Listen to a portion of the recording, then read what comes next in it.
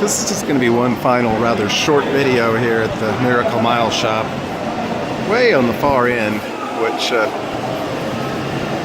we didn't get to, is this place called Tipsy Robot. And at Tipsy Robot, you can go in, and there's these little iPads, and you can place a drink order, and the little robotic arms up there will make it for you. Unfortunately, nobody's doing that right now. It looks like maybe there's some folks that have. Now they have a regular bar if you just want a beer or something. But anyway, this is Tipsy Robot.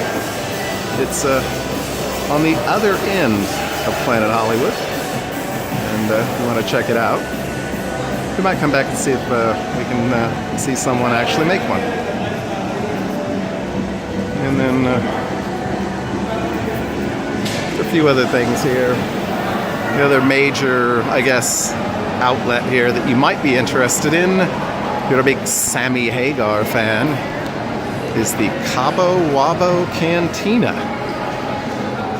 which a friend of me told me was actually wasn't too bad. It was pretty good. So I'm sure you can get some tequila and other alcohol there as well. But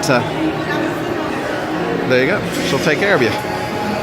But so a short video this time. One final video this time of the Miracle Mile shops.